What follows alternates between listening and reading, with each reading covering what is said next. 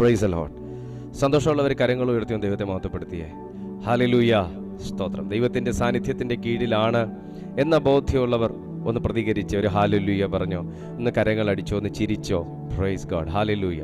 നിങ്ങളുടെ ആ ഒരു ബോധ്യത്തിനെ ഓർത്ത് ഞാൻ സ്തോത്രം ചെയ്യുന്നു. ഞാൻ എന്തിനാ ഇതൊക്കെ ചെയ്യിക്കുന്നതെന്നറിയാവോ? നിങ്ങൾ ആക്റ്റീവായിട്ടിരിക്കാൻ വേണ്ടിയിട്ടാണ്. ആമേൻ. നമ്മൾ ആക്റ്റീവായിരിക്കണം ദൈവസന്നിധിയിൽ. അത് ഞാൻ പറഞ്ഞതിനകത്തൊരു ദൂതുണ്ടേ, അത് കർത്താവ് കണക്ട് ചെയ്തു. അപ്പോൾ ഞാനെന്ന് ആദ്യം അത് പറയാം അല്ലേ, അത് പറഞ്ഞിട്ട് ദൈവം തന്ന വചനത്തിലേക്ക് പോകാം. ഗെത്സമനെ കുറിച്ച് നമുക്ക് എല്ലാവർക്കും അറിയാമല്ലോ.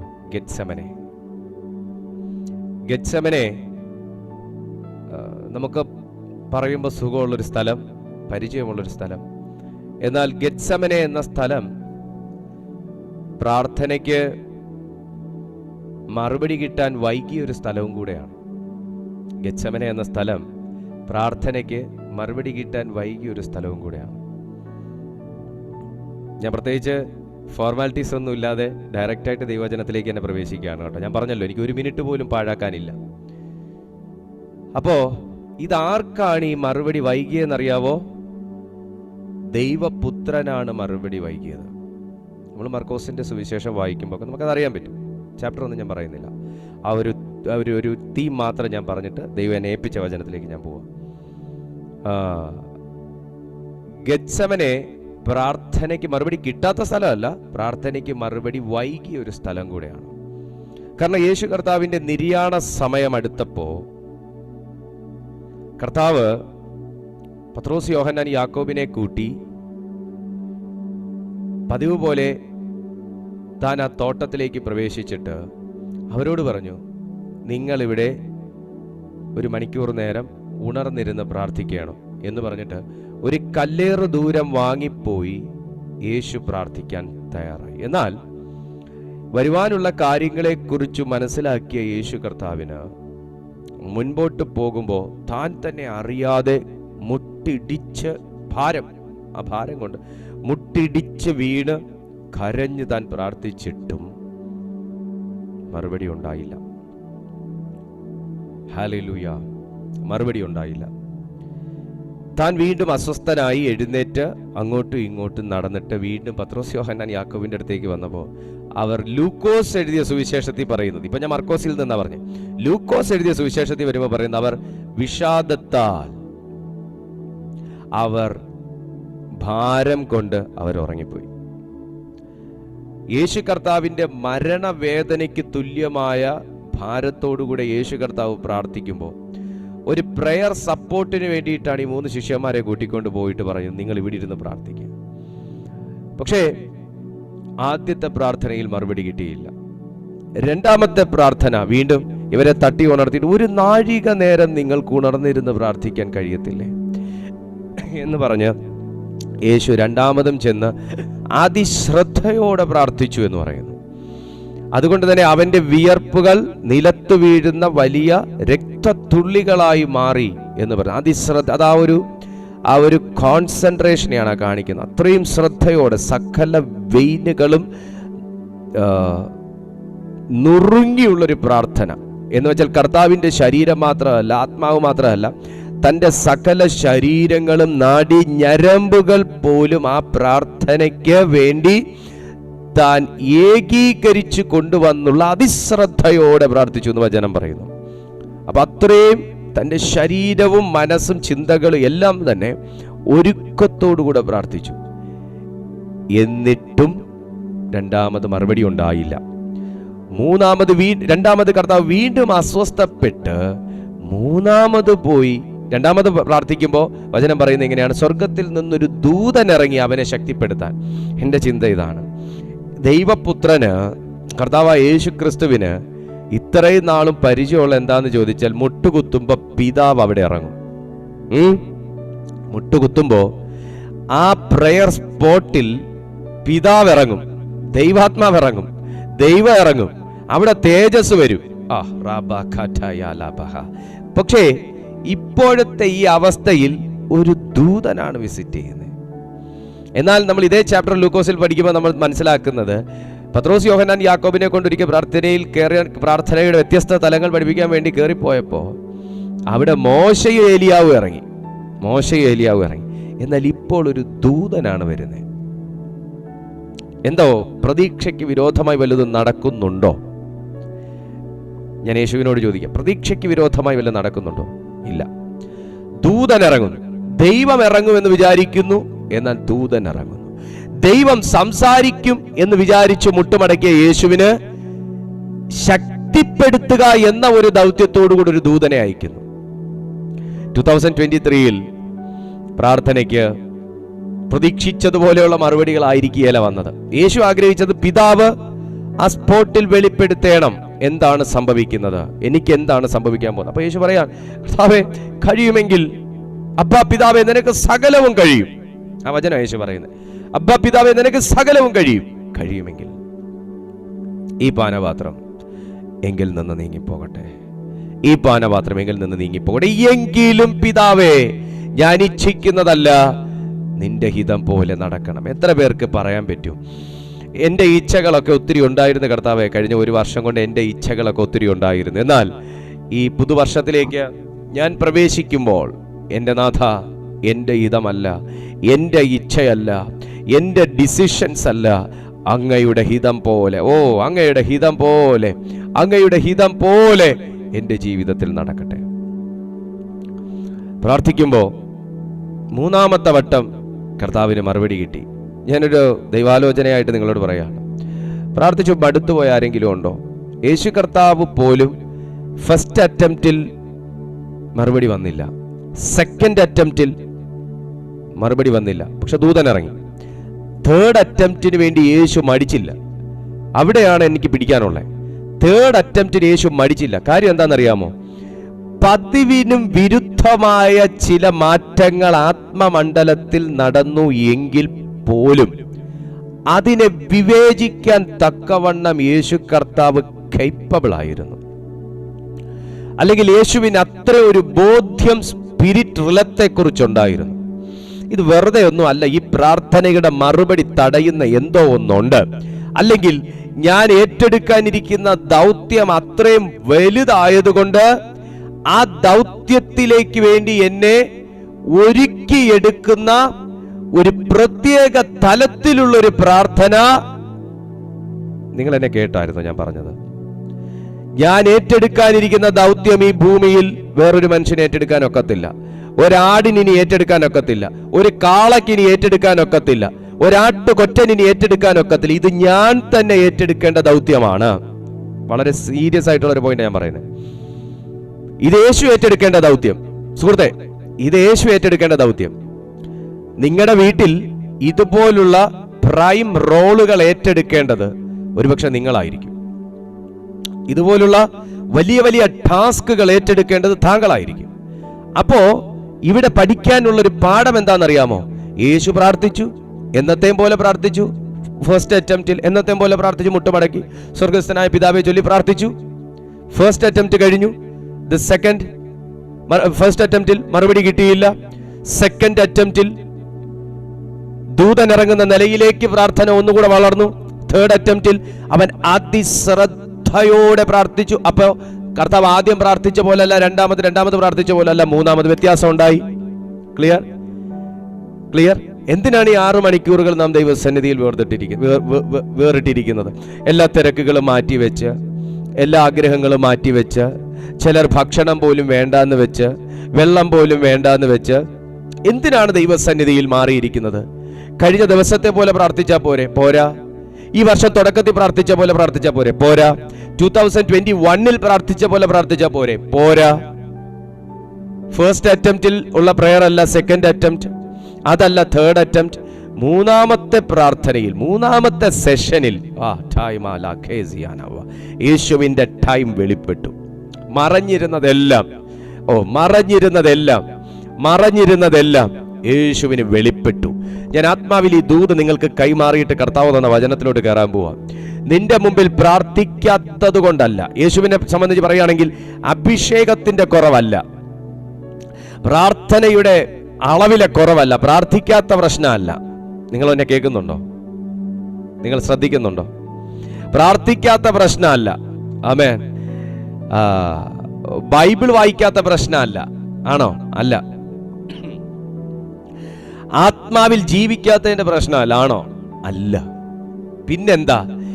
അവിടെയും പ്രാർത്ഥനയുടെ മറുപടിയെ തടയുന്ന എന്തോ ഒന്ന്. അവസാന സമയം വരെയും, ക്ലിയർ, അവസാന സമയം വരെയും കഴിയുമെങ്കിൽ യേശുവിനെ ഈ ക്രൂശ് മരണത്തിൽ നിന്ന് ഒഴിവാക്കി കളയാൻ സാത്താൻ ശ്രമിച്ചു. യേശുവിനെ ക്രൂശോടടുപ്പിക്കുന്ന പിതാവിന്റെ പദ്ധതിക്ക് വിഘ്നമുണ്ടാക്കാൻ സാത്താൻ ശ്രമിച്ചു. അത് പരീക്ഷന്മാരിലൂടെ ശ്രമിച്ചു, ന്യായാധിപന്മാരിലൂടെ ശ്രമിച്ചു, പുരോഹിതന്മാരിലൂടെ ശ്രമിച്ചു, പിന്നെ അങ്ങനെ പലരിലൂടെയും ശ്രമിച്ചു. അവസാന സമയം വരെയും. അതാ യേശു ഒരിക്കൽ ഇങ്ങനെ പറഞ്ഞു, കഴിയുമെങ്കിൽ ഈ പാനപാത്രം ഇങ്കിൽ നിന്ന് നീക്കണം. ഇത് കേട്ടപ്പോൾ ഒരുപക്ഷെ സാത്താൻ ഒന്ന് പൊട്ടി ചിരിച്ചിട്ടുണ്ടായിരിക്കാം. ഞാൻ എൻ്റെ ഒരു ഇത് പറഞ്ഞതേ ഉള്ളൂ. പക്ഷെ ഉടനെ കർത്താവ് ആ ഫുൾ സ്റ്റോപ്പ് ഇടുന്നതിന് മുന്നേ കർത്താവ് ഒരു കോമ ഇട്ട് വീണ്ടും തുടങ്ങി.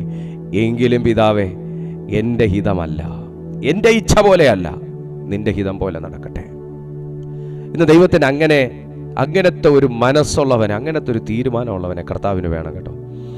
നിന്റെ ടൈം തീർന്നു പോയിട്ടില്ല, നിന്റെ സീസൺ കഴിഞ്ഞിട്ടില്ല, നിന്നെക്കുറിച്ചുള്ള ദൈവാലോചനയ്ക്ക് വ്യത്യാസമില്ല, നിന്നെക്കുറിച്ചുള്ള ദൈവേഷ്ടത്തിൽ മാറ്റമില്ല, നിന്റെ തെരഞ്ഞെടുപ്പ് ഇതുവരെ മാറിയിട്ടില്ല. കർത്താവിന് നിന്നെ വേണം. അവസാന സമയം വരെയും സാത്താൻ പോരാടിക്കൊണ്ടിരുന്നു. ഭൂമി ഉള്ളിടത്തോളം കാലം സുഹൃത്തെ പോരാട്ടങ്ങളുണ്ട്. സാത്താനിൽ നിന്നുണ്ട്, ആത്മമണ്ഡലത്തിൽ നിന്നുണ്ട്. ഭൂമി ഉള്ളിടത്തോളം കാലം പോരാട്ടങ്ങളുണ്ട്, പ്രശ്നങ്ങളുണ്ട്, പ്രതിസന്ധികളുണ്ട്, കഷ്ടപ്പാടുകളുണ്ട്. പക്ഷെ അതിനെയെല്ലാം ജയിപ്പാൻ യേശു മൂന്ന് സെഷനിൽ കർത്താവ് ഒരു പ്രാർത്ഥന നമുക്ക് കാണിച്ചു തന്നു. ഇതെല്ലാം നടക്കുന്നത് ഗെത്സമനയിലാണ്. ഗെത്സമന എന്ന മനോഹരമാകുന്ന തോട്ടത്തിനകത്ത് മറുപടികളില്ലാത്ത ചില മണിക്കൂറുകൾ ഉണ്ടായിരുന്നു. ഹല്ലേലൂയ. മറുപടികളില്ലാത്ത, ആശിച്ച മറുപടി ഇല്ലാതില്ല, പക്ഷേ താൻ ആശിച്ച മറുപടി വരാത്ത ചില മണിക്കൂറുകളുണ്ട്. നിന്റെ ജീവിതത്തിലുണ്ടോ അങ്ങനെ? ആശിച്ച മറുപടികൾ വരാത്ത, ആശിച്ച വിടുതലുകൾ കാണാത്ത, ആശിച്ച നിലകളിൽ കാര്യങ്ങൾ എത്താത്ത അവസ്ഥകളുണ്ടോ? എന്നാൽ കാര്യങ്ങൾ നടന്നു പോകുന്നില്ലേ? നടന്നു പോകുന്നു. ഇത് തന്നെയാണ് ഗെത്സമനയിൽ നടന്നത്. കാര്യങ്ങൾ നടന്നു പോകുന്നു, പ്രാർത്ഥന നടന്നു പോകുന്നു, പക്ഷേ ആശിച്ചതുപോലെ കാര്യങ്ങൾക്കൊരു നീക്കം വരുന്നില്ല. ആശിച്ചതുപോലെ കാര്യങ്ങൾക്കൊരു നീക്കം വരുന്നില്ല. എന്നാൽ മടുത്തു പോകാതെ മൂന്നാമതും പോയി മുട്ടുകുത്താൻ മടിക്കാത്ത കർത്താവിൻ്റെ മുമ്പിൽ ഒരു മറയ്ക്കും പിടിച്ചു നിൽക്കാൻ പറ്റിയില്ല, ഒരു തടസ്സങ്ങൾക്കും പിടിച്ചു നിൽക്കാൻ പറ്റിയില്ല. ഒന്നും കൂടെ പറഞ്ഞാൽ, സ്വർഗത്തിന് പിന്നെ വെറുതെ ഇരിക്കാൻ പറ്റിയില്ല. സ്വർഗം ചാഞ്ഞു, സ്വർഗം ചലിച്ചു, സ്വർഗം ഇറങ്ങി, സ്വർഗം തുറന്നു, സ്വർഗത്തിൽ നിന്ന് മറുപടി ഇറങ്ങി. ഇന്ന് ഞാൻ ആത്മാവിൽ ഈ ദൂത് പറയുകയാണ് സുഹൃത്തെ, നിന്റെ കഠിനമാകുന്ന ചില പ്രാർത്ഥനകളുടെ മുൻപിൽ, നിന്റെ വല്ലാത്ത മനോഭാവത്തോടുകൂടെയുള്ള പ്രാർത്ഥനകളുടെ മുമ്പിൽ, നിന്റെ അകമഴിഞ്ഞ ദൈവസ്നേഹത്തിന്റെ മുൻപിൽ എൻ്റെ ദൈവത്തിന് വെറുതെ ഇരിക്കാൻ പറ്റത്തില്ല. നിന്റെ അകമഴിഞ്ഞ ദൈവാശ്രയത്വത്തിന്റെ മുമ്പിൽ സ്വർഗത്തിന് പിടിച്ചു നിൽക്കാൻ പറ്റത്തില്ല. നിന്റെ ഉള്ളു തുറന്നുള്ള പ്രാർത്ഥനയുടെ മുൻപിൽ സ്വർഗത്തിന് മറുപടികൾ വെളിപ്പെടുത്താതിരിക്കാൻ കഴിയത്തില്ല.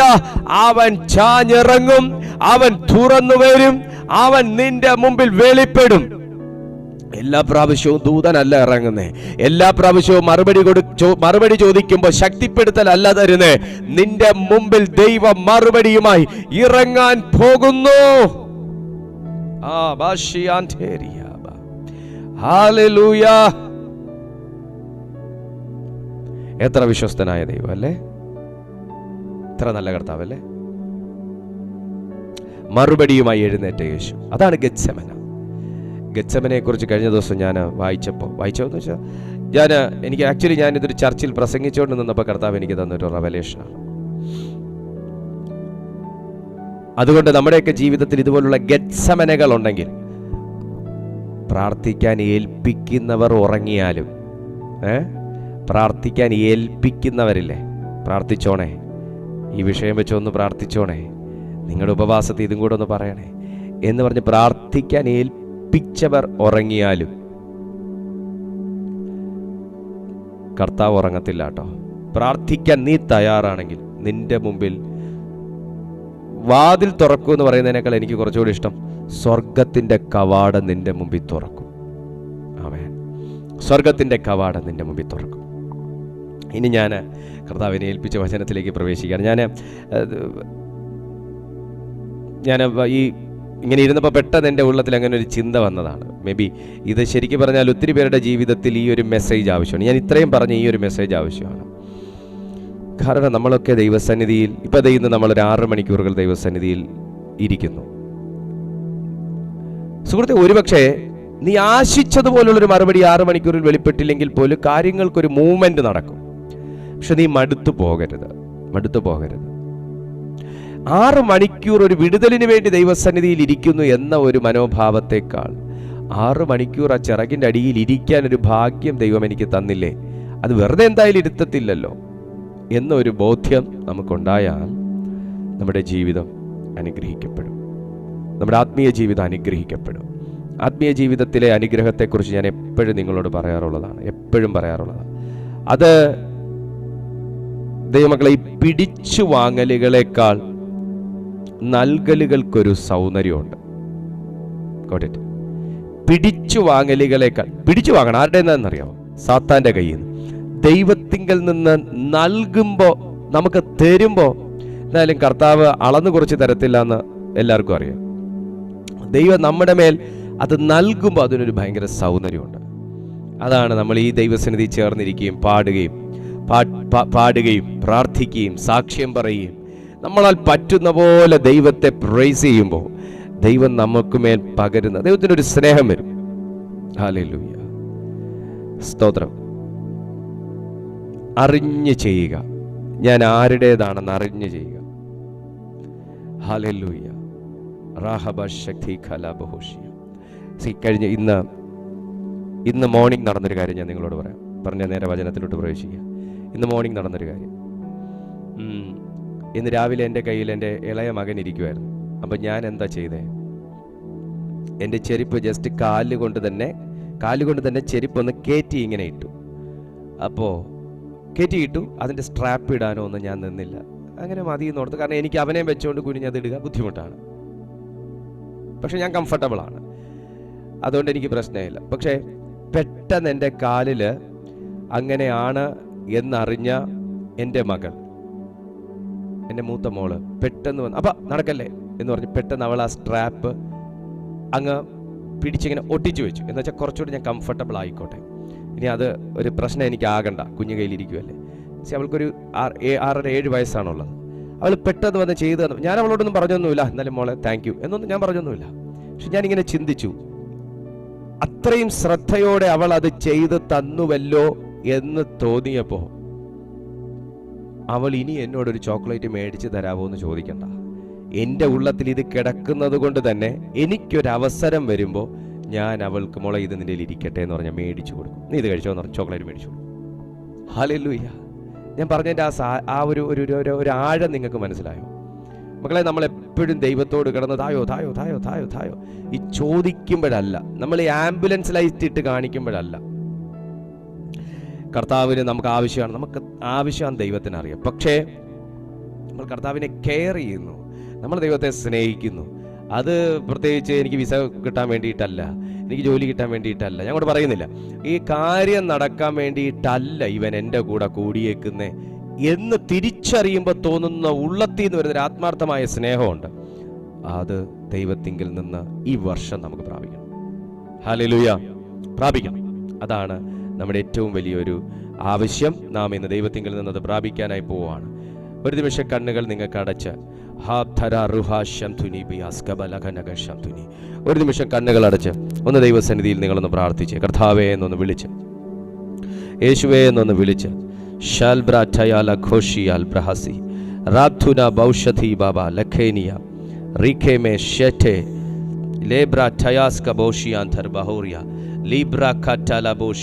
ഒന്ന് പ്രാർത്ഥിച്ചേ ദൈവമക്കൾ, എല്ലാവരും ഒന്ന് പ്രാർത്ഥിച്ചേ. Shalbra kanta bro shantaya la boro hosa labtas kebra hataya shantaya ba റീബാബാബ ശംധുനിബി റീബൽ ഖബാനിയ ദൈവ കൃപാലബ അംധുനിബി ശംധുനിയ. Jesus. Amen. Glory to God. അപ്പോസ്തല പ്രവൃത്തികൾ അതിന്റെ 14-ാമത്തെ അധ്യായം അതിന്റെ 21 മുതൽ 23 വരെയുള്ള വാക്യങ്ങൾ ഒന്ന് വായിച്ച് നമുക്കതിനെക്കുറിച്ച് അല്പമായി ഒന്ന് ചിന്തിച്ച് നമുക്ക് വീണ്ടും പ്രാർത്ഥനയിലേക്ക് പ്രവേശിക്കാം. അപ്പോസ്തല പ്രവൃത്തികൾ 14-ാമത്തെ അധ്യായം അതിന്റെ 21 മുതൽ 23 വരെയുള്ള അനുഗ്രഹിക്കപ്പെട്ട തിരുവെഴുത്തുകൾ.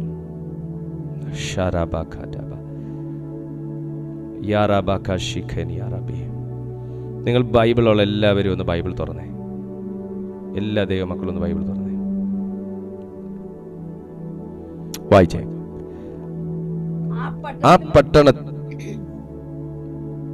ആ പട്ടണത്തിലും സുവിശേഷം അറിയിച്ച് പലരെയും ശിഷ്യരാക്കിയ ശേഷം അവർ ലുസ്ത്ര, ഇക്കോന്യ, അന്ത്യോക്യ എന്ന പട്ടണങ്ങളിലേക്ക് മടങ്ങിച്ചെന്നു. വിശ്വാസത്തിൽ നിൽക്കണം എന്നും നാം അനേകം കഷ്ടങ്ങളിൽ കൂടി ദൈവരാജ്യത്തിൽ കടക്കേണ്ടതാകുന്നു എന്നും പ്രബോധിപ്പിച്ച് ശിഷ്യന്മാരുടെ മനസ്സ് ഉറപ്പിച്ചു പോന്നു. അവർ സഭതോറും അവർക്ക് മൂപ്പന്മാരെ നിയമിക്കുകയും ഉപവസിച്ചും പ്രാർത്ഥിച്ചും കൊണ്ട് തങ്ങൾ വിശ്വസിച്ച കർത്താവിങ്കൽ അവരെ ഭരമേൽപ്പിക്കുകയും ചെയ്തു. നിങ്ങൾ എത്ര പേർ കേൾക്കുന്നുണ്ട്? ഈ വാക്യം തന്നെ ആരെങ്കിലും ഒരാൾ മാത്രം, ബാക്കി എല്ലാവരും മൈക്ക് അൺമ്യൂട്ട് ചെയ്യരുത്. വായിക്കുന്ന ഒരാൾ മാത്രം അൺമ്യൂട്ട് ചെയ്ത് ഒരാൾ എനിക്ക് ഈ വാക്യം ഒന്ന് വായിച്ച് കേൾപ്പിച്ചേ. ആ പട്ടണത്തിലും സുവിശേഷം അറിയിച്ച് പലരെയും ശിഷ്യരാക്കിയ ശേഷം അവർ ലുസ്ത്ര, ഇക്കോന്യ, അന്ത്യോക്യ എന്ന പട്ടണങ്ങളിലേക്ക് മടങ്ങിച്ചെന്നു. വിശ്വാസത്തിൽ നിലനിൽക്കണം എന്നും നാം അനേകം കഷ്ടങ്ങളിൽ കൂടി ദൈവരാജ്യത്തിൽ കടക്കേണ്ടതാകുന്നു എന്നും പ്രബോധിപ്പിച്ച് ശിഷ്യന്മാരുടെ മനസ്സ് ഉറപ്പിച്ചു പോന്നു. അവർ സഭതോറും അവർക്ക് മൂപ്പന്മാരെ നിയമിക്കുകയും ഉപവസിച്ചും പ്രാർത്ഥിച്ചും കൊണ്ട് തങ്ങൾ വിശ്വസിച്ച കർത്താവിങ്കൽ അവരെ ഭരമേൽപ്പിക്കുകയും ചെയ്തു. തങ്ങൾ വിശ്വസിച്ച കർത്താവിങ്കൽ അവരെ ഭരമേൽപ്പിക്കുകയും ചെയ്തു. ദൈവത്തിന്റെ കയ്യിലേക്ക് ഒരു വിഷയത്തെ കൊടുക്കുന്നതിന് മുൻപ് അവർ ചെയ്ത കർമ്മം എന്തായിരുന്നു? അവർ ചെയ്ത കാര്യം എന്തായിരുന്നു? അവർ ഉപവസിച്ചു, അവർ പ്രാർത്ഥിച്ചു. ഒരു ഹല്ലേലൂയ പറയാൻ പറ്റുമോ? ആമേൻ. അവർ ഉപവസിച്ചു, അവർ പ്രാർത്ഥിച്ചു. ദൈവമല്ലേ, ദൈവത്തിന്റെ കൈയല്ലേ, മനുഷ്യരല്ലേ, ദൈവമല്ലേ വലുത്? അപ്പൊ മനുഷ്യരെ കൊണ്ട് കഴിയാത്തത് ദൈവത്തിന്റെ കയ്യിലേക്കല്ലേ കൊടുക്കുന്നത്? അതിന് ഫോർമാലിറ്റീസ് ആവശ്യമുണ്ടോ എന്നൊക്കെ നമുക്ക് വേണമെങ്കിൽ മാനുഷിക ബുദ്ധി ചിന്തിക്കാം. പക്ഷേ വേദപുസ്തകം പറയുന്നു, വിശുദ്ധ ബൈബിൾ സാക്ഷ്യപ്പെടുത്തുന്നു, അപ്പോസ്തലന്മാർ ചെയ്തിരിക്കുന്നു, അഭിഷിക്തന്മാർ ചെയ്തിരിക്കുന്നു. കർത്താവിന്റെ കൈകളിലേക്ക് കൊടുക്കുന്നതിന് മുൻപേ അവർ ഉപവസിച്ചു, അവർ പ്രാർത്ഥിച്ചു. ഹല്ലേലൂയ. എല്ലാറ്റിൻ്റെയും അവസാനമാണ് ദൈവകരങ്ങളിലേക്ക് കാര്യങ്ങൾ ഭരമേൽപ്പിക്കുന്നത്. ഈ ലോകത്തിൽ ഏതൊരു മനുഷ്യനും അങ്ങനൊരു റോളുണ്ട്. ഈ ലോകത്തിൽ ഏതൊരു മനുഷ്യനും അങ്ങനൊരു കർത്തവ്യമുണ്ട്. ദൈവകരങ്ങളിലേക്ക് എന്തെങ്കിലും ഒന്ന് ഏൽപ്പിക്കുന്നതിന് മുൻപേ ഇതായിരിക്കുന്നു എൻ്റെ വിഷയങ്ങളുടെ ഭാണ്ഡക്കെട്ട്, പിടിച്ചോണം, താഴെ പോകരുത്, സമയാസമയം കാര്യങ്ങൾ ചെയ്തു തന്നേക്കണം എന്ന് പറയുന്ന മൂഢ മനോഭാവത്തിൽ നിന്ന് ഒരാത്മീയ പക്വതയിലേക്ക് ഒരു വ്യക്തി കയറി വരുന്നു എങ്കിൽ അവനിത് ചെയ്യും. അവന്റെ ഉപവാസത്തിലും പ്രാർത്ഥനയിലും കുറവുണ്ടാകുകയില്ല. ഒരാമേൻ പറയാൻ പറ്റുമോ? ഇന്ന് നാം ഈ 6 മണിക്കൂറുകൾ ദൈവസന്നിധിയിൽ വേർതിരിഞ്ഞിരിക്കുമ്പോൾ പ്രത്യേകിച്ച് ഒരു പണി ഇല്ലാഞ്ഞിട്ടല്ല, നമുക്കൊരു 2 മണിക്കൂർ പ്രാർത്ഥന വെച്ചാൽ ബാക്കി എനിക്കൊരു 1.5 മണിക്കൂറോ 2 മണിക്കൂറോ എനിക്ക് കിടന്നുറങ്ങാം, ശേഷം എഴുന്നേറ്റ് എനിക്ക് ബാക്കി കാര്യങ്ങൾ ചെയ്യാം, വേണമെങ്കിൽ വൈകുന്നേരം ഒരു മീറ്റിങ്ങും കൂടെ എനിക്ക് വെക്കാം, അങ്ങനെയൊക്കെ ചെയ്ത് കാര്യങ്ങൾക്കകത്തൊരു പൂർണ്ണതയൊക്കെ വരുത്താം. പക്ഷേ ഇടവേളകളില്ലാതെ എന്തുകൊണ്ട് 6 മണിക്കൂറുകൾ ദൈവസന്നിധിയിൽ ഇങ്ങനെ തന്നെ ഇരിക്കുന്നു എന്ന് ചോദിച്ചാൽ, ഇത് എന്നോട് ദൈവത്തിന്റെ ആത്മാവ് പറഞ്ഞിരിക്കുന്ന ഒരു കാര്യമാണ്. ബോധ്യം എത്ര പേർക്കുണ്ട്? ഉപവസിക്കാനും പ്രാർത്ഥിക്കാനും ദൈവം തന്നിരിക്കുന്ന ഒരു കൃപയെ നീ കുറയ്ക്കുകയല്ല, അത് നീ വർദ്ധിപ്പിക്കുകയാണ് വേണ്ടത്. Praise to Jesus, hallelujah. ഉപവസിക്കാനും പ്രാർത്ഥിക്കാനും ദൈവം തന്നിരിക്കുന്ന അവസരങ്ങളെ നീ നഷ്ടപ്പെടുത്തുകയല്ല വേണ്ടത്, അത് പരമാവധി അതിന്റെ ഒപ്റ്റിമം ലെവലിൽ നീ അതിനെ യൂട്ടിലൈസ് ചെയ്യുകയാണ് വേണ്ടത്. ഉപവസിക്കാനും പ്രാർത്ഥിക്കാനും ദൈവം തയ്യാറാക്കിയിരിക്കുന്ന അവസരങ്ങളെ നിങ്ങൾ ഉപയോഗിക്കുകയാണ് വേണ്ടത്. അപ്പൊ സഭയില്ലാത്തവരല്ല പ്രാർത്ഥിച്ചത്, സഭയുടെ ഇൻചാർജ് എടുക്കാൻ വേണ്ടി മൂപ്പന്മാരില്ലാത്തവരല്ല പ്രാർത്ഥിച്ചത്. ഇനി ഒരു സഭ ഏറ്റെടുക്കാൻ മൂപ്പൻ ഇല്ലല്ലോ എന്ന വിഷയത്തിന് വേണ്ടിയിട്ടുമല്ല ഉപവസിച്ചത്. അവർ ലുസ്ത്രയിലും എവിടെ അവർ ലുസ്ത്രയിലും ഇക്കോന്യയിലും അന്ത്യോക്യയിലും ഒക്കെ ചെന്ന് അവിടെയെല്ലാം സഭ സ്ഥാപിച്ച് അവിടെ എല്ലാ സഭയിൽ ഓരോ മൂപ്പന്മാരെ ആക്കി കഴിഞ്ഞതിന് ശേഷം ഈ ആക്കിയ മൂപ്പന്മാരെയും ആ സഭയെയും അവിടുത്തെ വിശ്വാസികളെയും ഓർത്ത് ദൈവസന്നിധിയിൽ പ്രാർത്ഥിക്കുകയും അവിടുത്തെ ശിഷ്യന്മാരുടെ മനസ്സിനെ ഉറപ്പിക്കുകയും ഇനി ഈ പറഞ്ഞ ഉറപ്പും അവർക്ക് കൊടുത്ത വചനവും ദൂതും കൂടെ ചേർത്ത് ഒരുമിച്ച് ദൈവസന്നിധിയിൽ കൊണ്ടുവന്ന് അവർ ഉപവസിച്ച് പ്രാർത്ഥിക്കുകയും ഏറ്റവും അവസാനം ഈ വിഷയം ദൈവകരങ്ങളിൽ ഏൽപ്പിക്കുകയും ചെയ്തു. ഹല്ലേലൂയ. ഏറ്റവും അവസാനം ഈ വിഷയം ദൈവകരങ്ങളിൽ ഏൽപ്പിക്കുകയും ചെയ്തു. നമ്മുടെ ചിന്ത ഇതാണ്, നമ്മുടെ പാർട്ട് നമ്മൾ ചെയ്യുന്നുണ്ടോ, അതോ സഭ സ്ഥാപിക്കുന്നത് മുതൽ മുഴുവൻ ഡ്യൂട്ടിയും കർത്താവിന്റെ കയ്യിൽ ഏൽപ്പിക്കുകയാണ് ചെയ്യുന്നത്? ചിന്തിക്കണം. വെറുതെ ആമേൻ പറയരുത്, ചിന്തിച്ചിട്ടേ പറയാവുള്ളൂ. പൗലോസ് അതുപോലെ തന്നെ ബർണബാസും ഇവർ രണ്ടുപേരും കൂടെ ചെന്നിട്ട് ഒരു മരച്ചോട്ടിൽ പോയി മാറിയിരുന്നിട്ട്, കർത്താവേ സഭയുണ്ടാവട്ടെ, അവിടെ മൂപ്പൻ വരട്ടെ, അവിടെ ജനം വരട്ടെ എന്ന് പറഞ്ഞ് വെറുതെ ഇരുന്ന് ബാക്കിയെല്ലാം കർത്താവ് ചെയ്തു, എല്ലാം ദൈവകരങ്ങളിലിരിക്കുന്നു, എല്ലാം ദൈവകരങ്ങളിലിരിക്കുന്നു, എല്ലാം ദൈവകരങ്ങളിലിരിക്കുന്നു എന്ന് പറഞ്ഞ് വിടുവാണോ ചെയ്തേ? അവർ ചെയ്യേണ്ട പാർട്ട് ചെയ്തിട്ട് ഏറ്റവും അവസാനം ദൈവകരങ്ങളിൽ കൊടുക്കുകയാണോ ചെയ്തേ? നിന്റെ പ്രവർത്തികൾ ശുഭമാകുന്നത് നിന്റെ റോളിൽ നീ വിശ്വസ്തനായിരിക്കുമ്പോഴാണ്. നിങ്ങളുടെ ജീവിതത്തിൽ ഒരു മുന്നേറ്റം ഉണ്ടാകുന്നത് മുന്നേറാൻ നിനക്കൊരു മനോഭാവം ഉള്ളപ്പോഴാണ്. നിന്റെ കർമ്മമേഖല അനുഗ്രഹിക്കപ്പെടുന്നത് നീ നിന്റെ കർമ്മത്തിൽ വിശ്വസ്തനായിരിക്കുമ്പോഴാണ്. നിന്റെ ഫിനാൻഷ്യൽ മേഖല അനുഗ്രഹിക്കപ്പെടുന്നത് നീ ഫിനാൻഷ്യൽ ട്രാൻസാക്ഷനിൽ നീ വിശ്വസ്തനായിരിക്കുമ്പോഴാണ്. നിന്റെ തലമുറകൾ അനുഗ്രഹിക്കപ്പെടുന്നത് നീ ഒരു നല്ല മാതൃകയായിരിക്കുമ്പോഴാണ്. നിന്റെ സഭ അനുഗ്രഹിക്കപ്പെടുന്നത് നീ ഒരു നല്ല കർത്താവായിരിക്കും, സഭയുടെ കർത്താവായിരിക്കുമ്പോഴാണ്. മീൻസ് നീ ഒരു നല്ല പാസ്റ്റർ ആയിരിക്കുമ്പോൾ, ഒരു നല്ല സിസ്റ്റർ ആയിരിക്കുമ്പോൾ, ഒരു പാസ്റ്റർ വൈഫായിരിക്കുമ്പോൾ, അല്ലെങ്കിൽ ഒരു നല്ല ശുശ്രൂഷകനായിരിക്കുമ്പോൾ, ഒരു നല്ല പ്രവാചകനായിരിക്കുമ്പോഴാണ്. ഇൻക്ലൂഡിങ് മീ, ഞാൻ എന്നോടും കൂടെ തന്നെയാണ് ഈ പറയുന്നത്. ദൈവം ഏൽപ്പിച്ചിരിക്കുന്ന ഏതൊരു മേഖലകളും അനുഗ്രഹിക്കപ്പെടുന്നത് ഏൽപ്പിച്ചിരിക്കുന്ന, അത് അല്പമായിക്കോട്ടെ, നിന്നെ ഒന്ന് പ്രാർത്ഥിക്കാനായിരിക്കും ഏൽപ്പിച്ചേക്കുന്നത്, അല്ലെങ്കിൽ ഒന്ന് ലീഡ് ചെയ്യാനായിരിക്കും ഏൽപ്പിച്ചേക്കുന്നത്, അല്ലെങ്കിൽ ഒന്ന് വോർഷിപ്പ് ചെയ്യാനായിരിക്കും ഏൽപ്പിച്ചേക്കുന്നത്, അല്ലെങ്കിൽ ഒന്ന് പ്രബോധിപ്പിക്കാനായിരിക്കാം ഏൽപ്പിച്ചേക്കുന്നത്. ഏൽപ്പിച്ചിരിക്കുന്ന കാര്യം, അല്ലെങ്കിൽ ഒരു ടീച്ചിങ്ങിനായിരിക്കാം ഏൽപ്പിച്ചേക്കുന്നത്, അല്ലെങ്കിൽ ഒരു ക്ലറിക്കൽ പോസ്റ്റിലായിരിക്കാം, അല്ലെങ്കിൽ ഒരു അക്കൗണ്ട്സിലായിരിക്കാം, അല്ലെങ്കിൽ അഡ്മിനിസ്ട്രേഷനിലായിരിക്കാം. വേറെവർ നീ എവിടായിരിക്കുന്നുവോ, നീ എന്ത് ഡ്യൂട്ടി ചെയ്യുന്നുവോ ആ ജോലിയിൽ നീ ഒരു അർപ്പണ മനോഭാവമുള്ളവനും ഏറ്റെടുത്തിരിക്കുന്ന കാര്യങ്ങളിൽ നീ വിശ്വസ്തനായിരിക്കുമ്പോഴും മാത്രമാണ് നീ അനുഗ്രഹിക്കപ്പെടുന്നത്. ഇവിടെ പൗലോസും ബർന്നബാസും ദൈവസന്നിധിയിൽ ഉപവസിച്ചതും പ്രാർത്ഥിച്ചതും കർത്താവിൻ്റെ കയ്യിൽ കൊടുത്തതും അവരുടെ പാർട്ട് ചെയ്യാഞ്ഞിട്ടല്ല. അവരുടെ പാർട്ട് ചെയ്യാതെ അയ്യോ അമ്മേ, നമ്മൾ നേരത്തെ പറഞ്ഞ പോലെ അബ്ബാ പിതാവേ നിനക്ക് സകലവും കഴിയും എന്ന് പറഞ്ഞ് എല്ലാം കൊണ്ട് കർത്താവിൻ്റെ തലമേൽ കൊണ്ട് വെച്ചു കൊടുക്കും അല്ല ചെയ്തേ. എല്ലാം കൊണ്ട് കർത്താവിൻ്റെ നിങ്ങൾ യേശുവിലേക്ക് ഒന്ന് നോക്കുക. ഞാൻ നിങ്ങളെ എപ്പോഴും കൂട്ടിക്കൊണ്ട് പോകുന്നൊരു സ്ഥലം അതാ. നിങ്ങൾ യേശുവിലേക്ക് നോക്ക്. സകല ദൈവത്വം ഒഴിവാക്കി അവിടെ വെച്ചിട്ട് വേഷത്തിൽ മനുഷ്യനായി ഭൂമിയിലേക്ക് വന്നു, ഓടി വന്നു.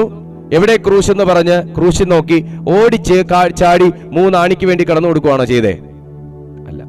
കർത്താവ് ഈ ഭൂമിയിൽ വന്ന് 3.5 വർഷക്കാലം തനിക്ക് ചെയ്യാനുള്ള ശുശ്രൂഷകൾ താൻ ഒരു അപ്പനും അമ്മയ്ക്കും കീഴ്പ്പെട്ട് വളർന്നു. അതിനുശേഷം താൻ ഒരു റബ്ബിക്ക് കീഴ്പ്പെട്ട് വളർന്നു. അതിനുശേഷം താൻ ന്യായപ്രമാണം മുഴുവനും പഠിച്ചു. അതിനുശേഷം താൻ ശുശ്രൂഷയിലേക്ക് ഇറങ്ങി. യോഹന്നാന്റെ കൈക്കീഴിൽ സ്നാനമേറ്റു. നോക്കണം, നിങ്ങൾ ആ ഒരു ചാർട്ട് നോക്ക്. യേശുവിൻ്റെ വളർച്ച രീതി നോക്ക്. യേശു മിനിസ്ട്രിയിലേക്ക് ഇറങ്ങിയ രീതി നോക്ക്. യേശു കീഴ്പ്പെടേണ്ടടുത്ത് കീഴ്പ്പെട്ടു, ചെയ്യേണ്ടത് ചെയ്തു, അനുസരിക്കേണ്ടത് അനുസരിച്ചു, വിശ്വസ്തത ആചരിക്കേണ്ടത് വിശ്വസ്തത ആചരിച്ചു, സ്നാനമേൽക്കേണ്ടടുത്ത് സ്നാനമേറ്റു, പ്രാർത്ഥിക്കേണ്ടടുത്ത് പ്രാർത്ഥിച്ചു, അഭിഷേകം പ്രാപിക്കേണ്ടടുത്ത് അഭിഷേകം പ്രാപിച്ചു. ഇതൊന്നും കർത്താവ് ഈ നിയമം ഒന്നും വയലേറ്റ് ചെയ്തിട്ടില്ല. ഈ നിയമം ഒന്നും കർത്താവ് ബ്രേക്ക് ചെയ്തിട്ടില്ല. ഈ നിയമം ഒന്നും കർത്താവ് അമെൻഡ് ചെയ്തിട്ടുമില്ല. യേശു ചെയ്ത പാർട്ട് നിങ്ങൾ നോക്കുക. നമ്മളെ ദൈവം അനുഗ്രഹിക്കുന്നില്ല, ഉയർത്തുന്നില്ല, ഉപയോഗിക്കുന്നില്ല, വളർത്തുന്നില്ല എന്ന് നമ്മൾ പരിഭവം പറയുമ്പോൾ നിങ്ങൾ യേശുവിൻ്റെ ആ ഒരു ലിവിങ് സ്റ്റൈൽ നിങ്ങൾ നോക്കിയേ. എല്ലായിടത്തും കീഴ്പ്പെട്ട് അനുസരിച്ച് ചെയ്ത് ഇത് രാവിലെ ഇന്നലെ രാത്രി ഞാൻ ഒരാളുമായിട്ട് സംസാരിച്ചപ്പോൾ പറയുമായിരുന്നു, ഒരു കാര്യമായിട്ട് ബന്ധപ്പെട്ട് സംസാരിച്ചപ്പോൾ അവരൊരു ഒരു ടാക്സ് ഇഷ്യൂ, ഒരു ഇൻകം ടാക്സ് ഇഷ്യൂവിൽ അവർക്കൊരു നോട്ടീസ് വന്നതുമായിട്ട് ബന്ധപ്പെട്ട് എന്നോട് സംസാരിച്ചപ്പോൾ എനിക്ക് പെട്ടെന്ന് എൻ്റെ ഉള്ളത്തിൽ ഒരു ആലോചന ഇങ്ങനെ വന്നു. കർത്താവും ഇൻകം ടാക്സുമായിട്ട്, ഇൻകം ടാക്സ് അല്ല, കർത്താവ് ഒരു ടാക്സ് റിലേറ്റഡ് ഇഷ്യൂ ആയിട്ട് കർത്താവിൻ്റെ നേരെയും വിരൽ ചൂണ്ടി പത്രോസിനോട് പറയടാ, നിന്റെ റബ്ബി ഭയങ്കര വലിയ റബ്ബിയാണല്ലോ, പുള്ളി വലിയ അത്ഭുതം ചെയ്യുന്നുണ്ട്, അടയാളം ചെയ്യുന്നല്ലോ,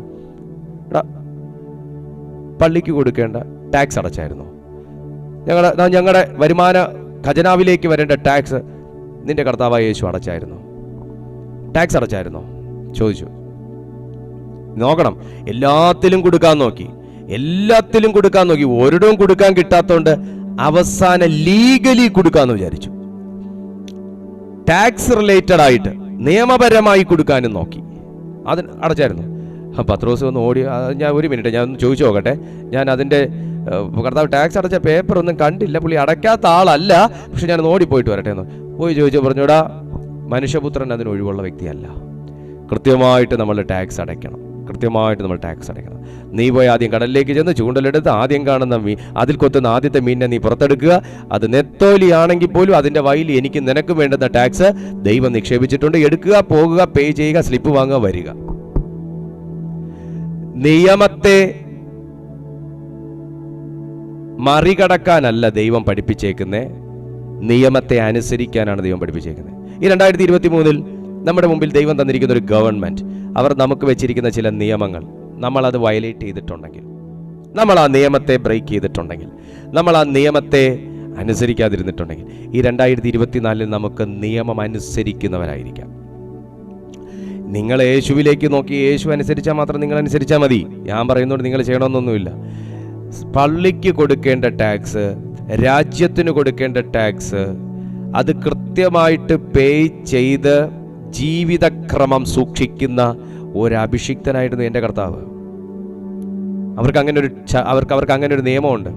മാസാമാസങ്ങളിൽ ഇത്ര മാസം കൂടുമ്പോൾ സഭയ്ക്ക് ഇത്ര രൂപ അവർക്ക് കരം കൊടുക്കണം. ആ കരം യേശു കൊടുക്കാൻ, ഞാൻ ദൈവപുത്രൻ, എനിക്കതൊന്നും ബാധകമല്ല എന്നൊന്നും പറഞ്ഞ് അവിടെ കർത്താവ് മാറി നിന്നില്ല. അവിടെ ചെയ്യേണ്ടത് ചെയ്തു. മോഷ്ടിക്കരുത്, മോഷണമാണ് ആ ചെയ്യുന്നത്, മോഷണമാണ്. ഹല്ലേലൂയ. മോഷ്ടിക്കരുത്. സഭയ്ക്ക് കൊടുക്കേണ്ടത് സഭയ്ക്ക് കൊടുക്കുക, മോഷ്ടിക്കരുത്. ദൈവദാസന് കൊടുക്കേണ്ടത് ദൈവദാസന് കൊടുക്കുക, മോഷ്ടിക്കരുത്. മോഷണമാണ്, നമ്മൾ ചെയ്യാത്തത് മോഷണമാണ്. യേശു പറയുന്നു, മനുഷ്യപുത്രൻ ഒഴിവുള്ളവനല്ല. ഈ നാട്ടിലെ സകല മനുഷ്യരും അത് ചെയ്യുന്നെങ്കിൽ എനിക്കെന്താ? എനിക്കെന്താ പ്രത്യേകത? ഞാൻ ന്യായപ്രമാണം തകർക്കാൻ വന്നവനല്ലല്ലോ, ഞാൻ ന്യായപ്രമാണം പാലിക്കാൻ വന്നവനല്ലേ. ഞാനും ടാക്സ് കൊടുക്കേണ്ടവനാണ്. പത്രോസ്, പീറ്റർ, നീ കടലിലേക്ക് ചെന്ന് ചൂണ്ടലിട്ട് ആദ്യം കിട്ടുന്ന മീനെ എടുക്കുക, അതിന്റെ വായ തുറക്കുക, ദ്രഹ്മപ്പണം അതിനകത്ത് വെച്ചിട്ടുണ്ട് എടുക്കുക, എനിക്ക് നിനക്കും ടാക്സ് അടയ്ക്കുക, സ്ലിപ്പ് മേടിക്കുക, വരിക, കൊടുക്കുക. ഹല്ലേലൂയ. അപ്പൊ കർത്താവിന്റെ പ്രാർത്ഥനകളൊക്കെയും വെള്ളത്തിൽ വരച്ച വരയല്ല, അല്ലെങ്കിൽ വെള്ളത്തിൽ പൊങ്ങുന്ന കുമിളകളല്ല. ചെയ്യേണ്ടത്, താൻ ചെയ്യേണ്ട കർമ്മങ്ങൾ ചെയ്യേണ്ട പോലെ വൃത്തിയും വെടിപ്പോടും വിശ്വസ്തയോടും കൂടെ പൂർണ്ണതയോടും കൂടെ ചെയ്തതിന് ശേഷമാണ് താൻ പ്രാർത്ഥിച്ചത്. കമോൺ, നിങ്ങൾ എന്നെ കേൾക്കുന്നുണ്ടോ? കിട്ടുന്നുണ്ടോ ഞാൻ പറയുന്നത് എന്താന്ന്? നമ്മുടെ പ്രാർത്ഥനയ്ക്കൊരു വാല്യൂ ഉണ്ടാകണമെങ്കിൽ, ഒരു വില ഉണ്ടാകണമെങ്കിൽ, പിശാചിന് അതിൻ്റെ മുന്നിൽ നിന്ന് കൊഞ്ഞണം കുത്താൻ സ്കോപ്പ് ഉണ്ടാവല്ലേ.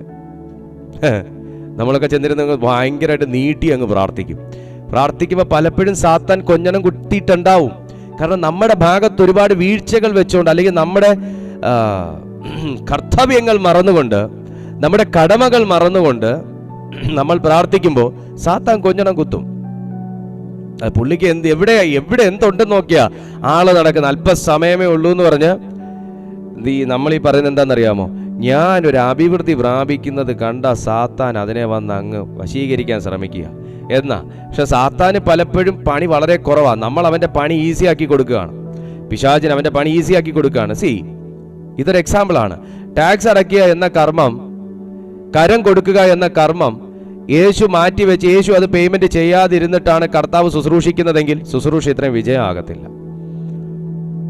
രാജ്യത്തിന് കൊടുക്കേണ്ട കാര്യം കൊടുക്കാതെ, ഗവൺമെന്റ് ചെയ്യേണ്ട കാര്യം ചെയ്യാതെ, ലീഗലി നമ്മൾ സെക്യൂർഡ് ആകേണ്ട സ്ഥലത്ത് നമ്മൾ അത് ചെയ്യാതെ, അവിടെ നമ്മളൊരു ഒഫൻസ് ചെയ്തിട്ട് പോയി ദൈവസന്നിധിയിൽ പ്രാർത്ഥിച്ചാൽ സാത്താന് പണി ഈസിയാക്കി കൊടുക്കുകയാണ് ചെയ്യുന്നത്. അവന് പ്രത്യേകിച്ച് പോരാടേണ്ട കാര്യമൊന്നുമില്ല. ഓൾറെഡി നമ്മൾ തന്നെ അവൻ്റെ കയ്യിൽ ചീട്ട് കൊടുത്തിട്ടുണ്ട്. അവനെ കീറിയാൽ മതി, നമ്മുടെ ചീട്ട് കീറി കൈ തരും. അപ്പോ യേശു ചെയ്ത രീതി, യേശു പ്രാർത്ഥിക്കുന്നതിന് മുന്നേ യേശു പ്രവർത്തിച്ചിരുന്നു. അപ്പൊ നമ്മുടെ ഭാഗത്തൊരു പ്രവൃത്തി ആവശ്യമാണ്. അതാ ഇപ്പൊ നമ്മൾ ഇവിടെയും പറഞ്ഞേ, പൗലോസും ബർണബാസും കൂടെ ചെന്ന് രാജ്യത്ത് ഓരോ സഭയിൽ ചെന്ന് രണ്ട് കൈയും പൊക്കി പ്രാർത്ഥിച്ചുകൊണ്ട് അവിടെ നിന്ന് കഴിഞ്ഞാൽ അവർ ഇന്നും കൈയും പൊക്കി അവിടെ നിൽപ്പുണ്ടാവും. പക്ഷെ അവിടെ ചെന്നു, താൻ പ്രാർത്ഥനയോടെ ചെന്നു, താൻ പ്രവർത്തിക്കേണ്ട പോലെ പ്രവർത്തിച്ചു. സഭ അവിടെ ആരംഭിച്ചു. സഭയ്ക്കകത്ത് പ്രാർത്ഥിച്ചൊരു മൂപ്പനെ അപ്പോയിന്റ് ചെയ്തു. സഭയിൽ ശിഷ്യന്മാരെ കൽപ്പിച്ചാക്കി. എന്നിട്ട് വന്നിരുന്ന് ആ മൂപ്പന്മാരെയും സഭയെയും ശിഷ്യന്മാരെയും അവിടുത്തെ വേലയും എല്ലാം ദൈവസന്നിധിയിൽ വെച്ച് ഉപവസിച്ച് പ്രാർത്ഥിച്ച് ദൈവകരങ്ങളിൽ കൊടുത്തു എന്നാ പറയുന്നത്. ഈ ദൈവകരങ്ങളിൽ കൊടുക്കുന്ന അവസാനം അതിനു മുന്നേ പ്രാർത്ഥിച്ചില്ലെന്നല്ല കേട്ടോ പാസ്റ്റർ പറഞ്ഞേ. അതിനു മുന്നേ പ്രാർത്ഥിച്ചിട്ട് പ്രവർത്തിച്ചു, വീണ്ടും പ്രാർത്ഥിച്ചു, അടുത്ത പ്രവർത്തിക്ക് മുന്നേ പ്രാർത്ഥിച്ചു, വീണ്ടും പ്രവർത്തിച്ചു, വീണ്ടും അടുത്ത പ്രവർത്തിക്ക് മുന്നേ പ്രാർത്ഥിച്ചു, വീണ്ടും പ്രവർത്തിച്ചു. എന്നിട്ട് ആകെ മൊത്തം ചെയ്ത വിഷയങ്ങൾ, കാര്യങ്ങൾ എല്ലാം കൂടെ ഉപവസിച്ച് പ്രാർത്ഥിച്ച് ദൈവകരങ്ങളിൽ കൊടുത്തു. ഈ 2024 ഡിസംബറിൽ നിന്ന് എടുത്തങ്ങ് ചാടരുത് ജനുവരിയിലേക്ക്. ഈ ഡിസംബറിൽ നിനക്ക് ചെയ്യേണ്ട കുറച്ച് കാര്യങ്ങളുണ്ട്. 1-ാം തീയതി വന്നെങ്കിൽ എടുത്തങ്ങ് ചാടായിരുന്നു എന്ന് പറഞ്ഞ് നമ്മൾ നിൽക്കുക. പക്ഷേ ഓർക്കുക, വെറുതെ എടുത്ത് ചാടരുത്. ഞാൻ പണ്ട് കേട്ടിട്ട്, എടുത്ത് ചാടരുത്, കുടിച്ച് ചാകുമെന്ന്. ഒന്ന് ചിരിച്ചേന്നേ, നിങ്ങളിങ്ങനെ മസിൽ പിടിച്ചിരിക്കല്ലേ. ആമേൻ. അപ്പൊ എടുത്തങ്ങ് ചാടരുത്. ഡിസംബറിൽ നീ ഒന്നും പെൻഡിങ് ഇടരുത്. ഞാനൊന്നും പെൻഡിങ് ഇട്ടിട്ടില്ല കർത്താവേ എന്ന് പറഞ്ഞേ. ഞാനൊന്നും പെൻഡിങ് ഇടാൻ ഉദ്ദേശിച്ചിട്ടില്ല കർത്താവേ എന്ന് പറഞ്ഞേ. ഇൻക്ലൂഡിങ് മീ, ഒന്നും പെൻഡിങ് ഇടാൻ ഉദ്ദേശിക്കുന്നില്ല. എന്തെങ്കിലുമൊക്കെ നമുക്ക് കഴിഞ്ഞ വർഷം ഡിസംബറിൽ ചെയ്യാൻ പറ്റാത്തത് ഈ വർഷം ഡിസംബർ തീരുന്നതിന് മുന്നേ ചെയ്യാൻ പറ്റട്ടെ. കഴിഞ്ഞ വർഷം ജാനുവരി ചെയ്യാൻ പറ്റാത്തത് ഈ വർഷം ജാനുവരി ചെയ്യാൻ പറ്റട്ടെ. ഹല്ലേലൂയ. വ്യത്യാസം വേണ്ടേ? എന്നും രാവിലെ എഴുന്നേറ്റ് ചായ കുടിച്ചു, 8:30 ആയപ്പോൾ ബ്രേക്ക്ഫാസ്റ്റ് കഴിച്ചു, ഉച്ച ആയപ്പോൾ വീണ്ടും ലഞ്ച് കഴിച്ചു, അതിനുശേഷം വീണ്ടും ചായ കുടിച്ചു, വീണ്ടും ഇത് തന്നെയല്ലേ 10 വർഷം, 10, 12, 20, 40, 30, 50, 70 വർഷം കൊണ്ട് നമ്മൾ ചെയ്തുകൊണ്ടിരിക്കുന്നേ. ഒരു അപ്ഡേഷൻ വരട്ടെടോ. ഹല്ലേലൂയ. ഒരു വ്യത്യാസം വരട്ടെ ജീവിതത്തിന്. സാത്താനും ചിന്തിക്കും, ഇവ ഇതിനായിട്ടാണോ ജനിച്ചതെന്ന്. ഹല്ലേലൂയ. അയാൾ നോക്കുമ്പോൾ നമുക്കൊരു മാറ്റവും ഇല്ല. ആളിപ്പം അടുത്തു. നമ്മൾ പറയാ പോരാട്ടം. പുള്ളി പോരാട്ടം നിർത്തിയിട്ട് കാലം കുറെ ആയി കാണും. നമ്മൾ തന്നെ നമുക്ക് നേരെ പോരാടിക്കൊണ്ടിരിക്കുമ്പോഴേ പറയുന്നത് പുള്ളി നമുക്ക് നേരെ പോരാടുവാന്ന്. സ്തോത്രം ചെയ്തേ. ഹല്ലേലൂയ. ഒരു മാറ്റം വരട്ടെ. പുതിയ വർഷം പോലും ദേ മാറുന്നു, കലണ്ടറിന്റെ പേജ് പോലും മറിയുന്നു. പക്ഷെ നമ്മൾ ഇതുവരെ മറിഞ്ഞില്ല, മറിയാമയായിട്ടിരിക്കുക നമ്മളിങ്ങനെ. ഹല്ലേലൂയ. യോ, മറിയാമ്മ ഉണ്ടെങ്കിൽ എന്നോട് പിണങ്ങല്ലേ. നിങ്ങൾ ചിരിച്ചാലേ എനിക്ക് സമാധാനം വരുവോളേ, എന്നാലേ ഇനി അടുത്ത പ്രസംഗം വരുവുള്ളൂ. മറിയാമ്മമാരുണ്ടെങ്കിൽ എന്നോട് പിണങ്ങരുത്. ഞാൻ അങ്ങനെയല്ല പറഞ്ഞത്, മറിയാത്തവരായിരിക്കും. ഞാൻ എന്തിനാ പറയുന്നത്, ഞാൻ വേർഡിൽ നിന്ന് സംസാരിക്കുന്നത് എന്തിനാണെന്നറിയാമോ? ഈ 6 മണിക്കൂർ കൊണ്ട് ഞാൻ ഉദ്ദേശിക്കുന്നത്, ഞാൻ ഈ പറയുന്നതല്ല എന്നോടും കൂടെ കേട്ടോ, എൻ്റെയും കൂടെ ഡിസിഷനാണ് ഞാൻ നിങ്ങളെ അറിയിക്കുന്നത്. എൻ്റെയും കൂടെ ഡിസിഷൻ. നമ്മൾ പറഞ്ഞില്ലേ, നമ്മൾ ഈ ജാനുവരി മുതൽ നമ്മൾ മെഡിസിൻ മേടിക്കാൻ ബുദ്ധിമുട്ടുന്നവർക്ക് നമ്മളാൽ കഴിയുന്ന നമ്മുടെ ഈ പ്ലാറ്റ്ഫോമിലേക്ക് ദൈവം തരുന്ന ഇൻകത്തിൻ്റെ ഒരംശം നമ്മൾ കർത്താവിൻ്റെ പിന്നെ മെഡിസിൻ മേടിക്കാൻ വേണ്ടി ബുദ്ധിമുട്ടുന്നവർക്ക് അതിന് ചെറിയൊരു പോർഷൻ നമ്മൾ കൊടുക്കാൻ ആഗ്രഹിക്കുന്നു. എന്തിനാണ് ഞാൻ അങ്ങനെ ഒരു ഡിസിഷൻ എടുത്തത്, അല്ലെങ്കിൽ എന്തിനെൻ്റെ ഉള്ളത്തിൽ ദൈവം അങ്ങനെ ഒരു കാര്യം തന്നു? അതെന്തിനാണെന്ന് ചോദിച്ചാൽ ഇയാൾ മെഡിസിൻ മേടിച്ച് ഇയാൾ അതിന് കൊടുത്തു കഴിഞ്ഞാൽ അവർക്കെല്ലാം തികയുമോ എന്ന് ചോദിച്ചാൽ എനിക്ക് മറുപടിയൊന്നുമില്ല, അതിനൊന്നും മറുപടിയില്ല. എന്നാൽ നമ്മളെ കൊണ്ട് ഞാൻ ഈ ചെയ്യുന്നതിൻ്റെ ബ്ലെസ്സിങ് ആർക്കൊക്കെയാന്ന് ചോദിച്ചാൽ ദേ ഇരിക്കുന്ന നിങ്ങൾക്കുൾപ്പെടെയാണ്. കാരണം ഈ പ്ലാറ്റ്ഫോമിൽ നിങ്ങൾ വരുന്നു, സഹകരിക്കുന്നു, നിങ്ങൾ എനിക്ക് വേണ്ടി, എൻ്റെ കുടുംബത്തിന് വേണ്ടി, ഈ പ്ലാറ്റ്ഫോമിന് വേണ്ടി നിങ്ങൾ പ്രാർത്ഥിക്കുന്നു, രാജ്യങ്ങൾക്ക് വേണ്ടി പ്രാർത്ഥിക്കുന്നു. അതുകൊണ്ട് ദൈവം എന്നിലൂടെ നിങ്ങൾക്ക് എല്ലാവർക്കും വേണ്ടി ചെയ്യുമ്പോൾ അതിൻ്റെ ബ്ലെസ്സിങ് നിങ്ങൾക്ക് എല്ലാവർക്കും കൂടെയാണ്. ഹല്ലേലൂയ. നമ്മളത് എന്തിനു ചെയ്യുന്നു? എനിക്ക് കഴിഞ്ഞ വർഷം ജാനുവരിയിൽ എനിക്കത് ചെയ്യാൻ പറ്റിയില്ല, അതുകൊണ്ട് ഞാൻ ഈ വർഷം ജാനുവരിയിൽ ചെയ്യുന്നു. അപ്പോൾ എനിക്കൊരു പറയാനൊരു കാര്യമുണ്ട്. അപ്പോൾ ഒരു ചെറിയൊരു വളർച്ച വന്നിട്ടുണ്ട്. എങ്ങനെ? ചെറിയൊരു വളർച്ച നമുക്ക് സ്പിരിച്വലി വന്നിട്ടുണ്ട്. അതുകൊണ്ടാണ് നമ്മൾ കഴിഞ്ഞ വർഷം ജാനുവരി ചെയ്യാൻ പറ്റാത്തത് ഈ വർഷം ജാനുവരി ചെയ്യുന്നത്. അടുത്ത വർഷം ജാനുവരിയിൽ നമ്മൾ മറ്റൊരു വ്യക്തിക്ക് വീട് വെച്ച് കൊടുക്കും. ഒരാമയം പറഞ്ഞേ. വീടില്ലാത്തൊരു വ്യക്തിക്ക് സന്തോഷമില്ലേ? എനിക്ക് ഭയങ്കര സന്തോഷമുണ്ട്. ഞാൻ പറയുകയാണ്, ഞാൻ വീട് വെച്ച് കൊടുക്കും. അടുത്ത വർഷം ജാനുവരിയിൽ ഞാൻ വീട് വെച്ച് കൊടുക്കും. ഞാൻ പറയുക, ഞാൻ വിശ്വാസത്തോടെ പറയുക. കർത്താവിന് എന്താ അസാധ്യമായിട്ടുള്ളത്? മേളിൽ നിന്ന് ഇറങ്ങി വന്ന് ചെയ്യത്തൊന്നുമില്ല. അതാണ് ആകെ മൊത്തം ക്രിസ്തീയ കോളത്തിന് പറ്റിയേക്കുന്ന ഒരു അമളി. അതാ, മേളിൽ നിന്ന് ഇറങ്ങി വന്ന് ചെയ്യത്തൊന്നുമില്ല, താഴെ അപ്പോയിന്റ് ചെയ്തിരിക്കുന്ന എന്നിലൂടെ ചെയ്യിക്കും. ദൈവം ചെയ്യും എന്ന് പറയുമ്പോൾ മേളിൽ നിന്ന് ആൾ അങ്ങനെ ഇറങ്ങി വന്ന് ചെയ്യത്തൊന്നുമില്ല. എന്നെ വെറുതെ ഇവിടെ 3 നേരം ഭക്ഷണം കഴിക്കാനല്ല ആക്കിയേക്കുന്നേ, താഴെ ജീവിക്കുന്ന എന്നിലൂടെ അവിടുന്ന് വഴികൾ തുറന്നു തന്ന് ചെയ്യിക്കും. അങ്ങനെയാണ് നമ്മൾ പഠിക്കേണ്ടത്. Praise God. ഹല്ലേലൂയ. നമ്മൾ ഈ നീട്ടി വാങ്ങാൻ വേണ്ടി മാത്രമുള്ളവരല്ല, കൊടുക്കാൻ കൂടെ ഉള്ളവരാണ്. ഒരു ആമേൻ പറഞ്ഞേ. Praise God. ഹല്ലേലൂയ. നമ്മൾ ചെയ്യും. എഫദ ഇൻ ജീസസ് മിനിസ്ട്രീസ് ചെയ്യും. ഹല്ലേലൂയ. അതുപോലെ ഒന്നുകൂടെ പറഞ്ഞേ, അടുത്ത വർഷം നമ്മുടെ ഈ മീറ്റിംഗ് നമ്മുടെ പ്രെയർ ഹാളിനകത്ത് വെച്ച് നടത്തും. അതിന്റെ ലൈവ് ആയിരിക്കും വിടുന്നേ. ഒരാമേൻ പറയാൻ പറ്റുമോ? സന്തോഷമില്ലാന്ന് തോന്നുന്നു. അടുത്ത വർഷം ഇതുപോലത്തെ മീറ്റിംഗ് പ്രെയർ ഹാളിനകത്തുനിന്ന് ലൈവ് വിടും. ഒന്ന് പറഞ്ഞേ. യൂട്യൂബിൽ കാണുന്നവരൊന്ന് പറഞ്ഞേ ദൈവമക്കൾ. ആരെങ്കിലുമൊക്കെ ഒന്ന് സപ്പോർട്ട് ചെയ്യും. നിങ്ങൾ ആര് പറഞ്ഞില്ലെങ്കിലും പാസ്റ്റർ പറയും. പാസ്റ്ററിന് അത്ര ഉറപ്പുണ്ട്. ഹല്ലേലൂയ. ആമേൻ. അടുത്ത വർഷത്തെ ലൈവ് ചർച്ചിനകത്തുനിന്നായിരിക്കും പോകുന്നത്. ആമേൻ. കർത്താവ് അത് ചെയ്യുന്നതിനാണ് ഞാൻ ദൈവത്തെ സ്തുതിക്കുന്നു. അപ്പോ പറഞ്ഞു വന്നതിന്റെ സാരം, നമ്മൾ ചെയ്യേണ്ട പാർട്ട് ചെയ്യുക. സമയം മുമ്പോട്ട് പോകുന്നു. അപ്പോൾ ആ പട്ടണത്തിലും സുവിശേഷം അറിയിച്ച് പലരെയും ശിഷ്യരാക്കിയ ശേഷം അവർ ലുസ്ത്ര, ഇക്കോന്യ, അന്ത്യോക്യ എന്ന പട്ടണങ്ങളിലേക്ക് മടങ്ങിച്ചെന്നു. ശിഷ്യരാക്കിയ ശേഷം മടങ്ങിച്ചെന്നു. കർത്താവ് ഏൽപ്പിച്ച ഒരു ദൗത്യം ചെയ്തതിന് ശേഷമുള്ള മടങ്ങി വരവെന്ന് പറയുന്നത്. എൻ്റെ കൂടെ ഉണ്ടോ നിങ്ങൾ? കർത്താവ് ഏൽപ്പിച്ച ദൗത്യം. ഇതൊക്കെ ഭയങ്കരമായിട്ട് സ്പിരിച്വൽ സ്പാർക്കിംഗ് ഉണ്ടാക്കുന്ന പോയിന്റ് ആണേ. അവര് വീട്ടിൽ നിന്ന് പുറപ്പെട്ടു. അനുകൂല സാഹചര്യത്തിനകത്താണോ അവർ ഇപ്പൊ ഈ പണി ചെയ്തതെന്ന് പുറകിലോട്ട് നോക്കിയാൽ നിങ്ങൾക്ക് മനസ്സിലാവും. ഈ 19-ാമത്തെ അധ്യായം വായിച്ചാൽ 21-ാമത്തെ അധ്യായം ഇവരെങ്ങനെ എഴുതി വെച്ചു എന്ന്, 19-ാമത്തെ വാക്യം വായിച്ചാൽ 21-ാമത്തെ വാക്യം ഇവർ എങ്ങനെ എഴുതിയെന്ന് നമ്മൾ തല കുത്തി നിന്ന് ചിന്തിച്ചാലും നമുക്ക് മനസ്സിലാവൂല. 19-ാമത്തെ വാക്യം ഒന്ന് വായിച്ചേ. ഒന്ന് വായിച്ചേ, ആരെങ്കിലും ഒരാളൊന്ന് 19-ാമത്തെ വാക്യം ഒന്ന് വായിച്ചേ. അപ്പോസ്തല പ്രവർത്തികൾ 14-ാമത്തെ അധ്യായം അതിന്റെ 19-ാമത്തെ വാക്യം ഒന്ന് വായിച്ചേ.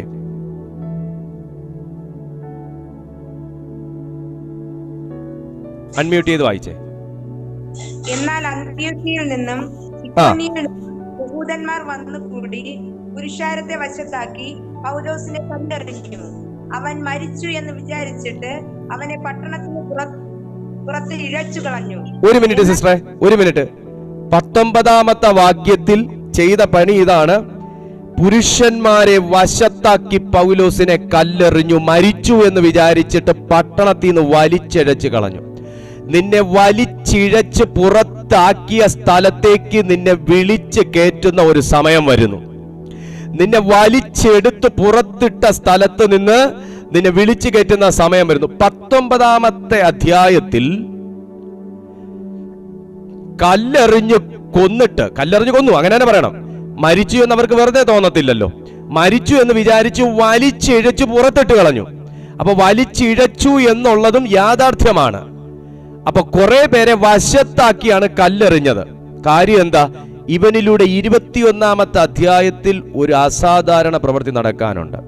നിനക്കെതിരെ വാക്കുകളുടെ കല്ലെറിയുന്നതും ആരോപണങ്ങളുടെ കല്ലെറിയുന്നതും ആശയങ്ങളുടെ കല്ലെറിയുന്നതും നീ ചെയ്ത ചില കാര്യങ്ങൾ, നീ പ്രസംഗിച്ച ചില കാര്യങ്ങളെയൊക്കെ എടുത്തു വെച്ച് കല്ലായിട്ട് എറിയുന്നതൊക്കെ 21-ാമത്തെ വാക്യത്തിൽ ചിലത് നടക്കാനുള്ളത് കൊണ്ടാണ്.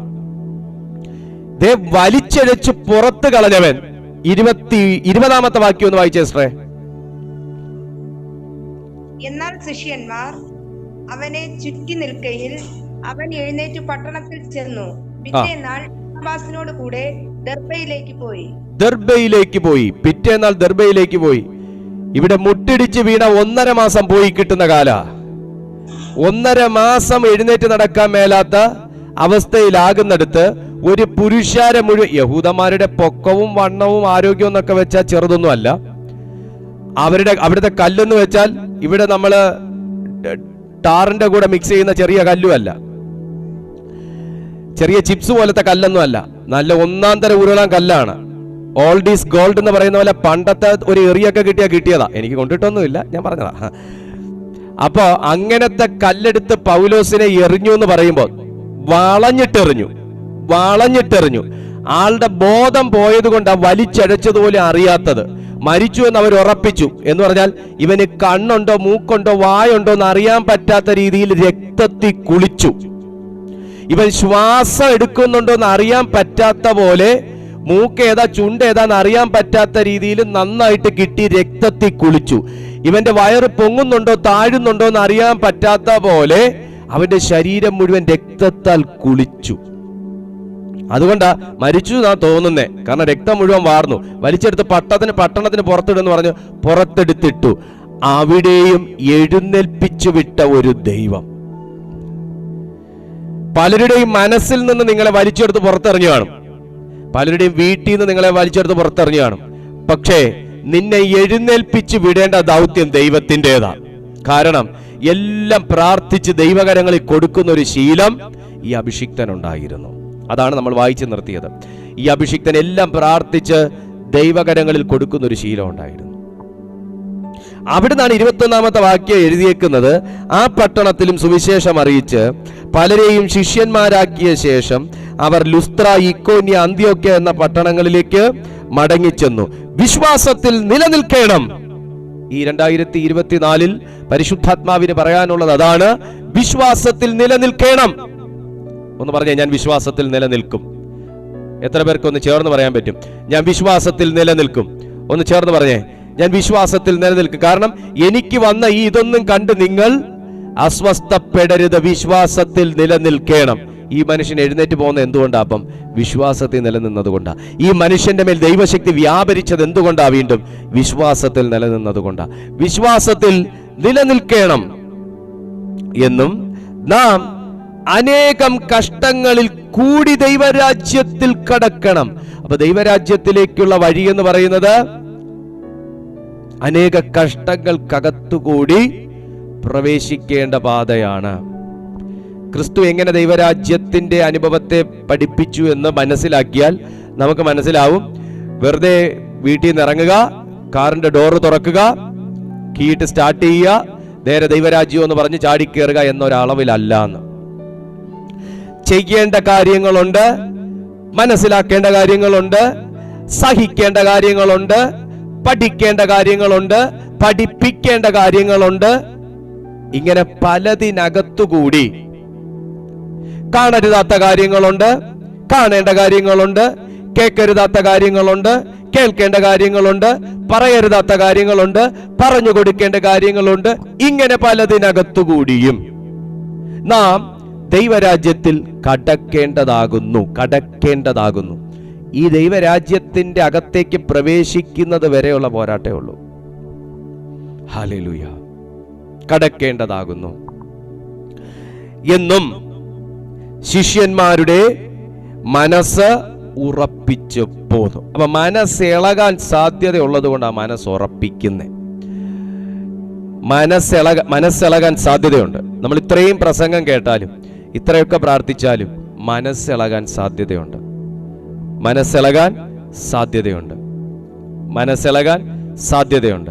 അതുകൊണ്ടാണ് പൗലോസ് പറഞ്ഞേ, നിങ്ങൾ വിശ്വാസത്തിൽ നിലനിൽക്കണമെന്ന് അവൻ മനസ്സ് ഉറപ്പിച്ചു പോന്നു.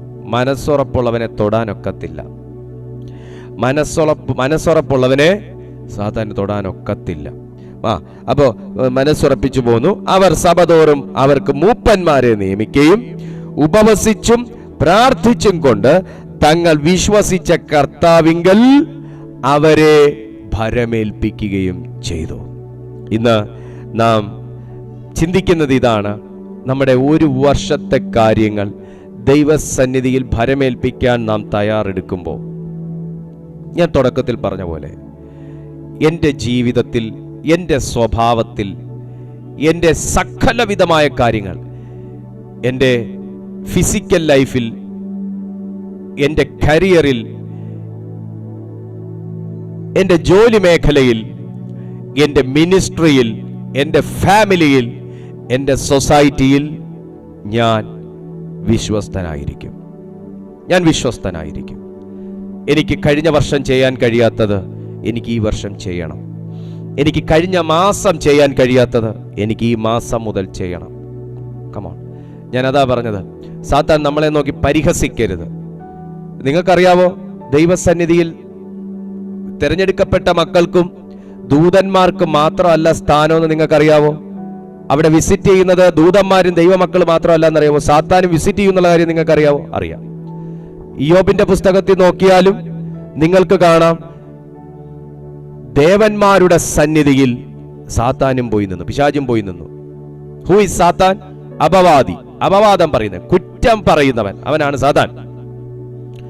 ഹല്ലേലൂയ. പിന്നെയോ യെഹെസ്കേലിന്റെ പ്രവചന പുസ്തകം പഠിക്കുമ്പോ യോശുവ മുഷിഞ്ഞ വസ്ത്രം എന്ന് പറഞ്ഞ് അവിടെ വേണ്ടടാ യഹോവയുടെ സന്നിധിയിൽ സാത്താൻ പോയി നിന്ന് കുറ്റം ചുമത്തുന്നു.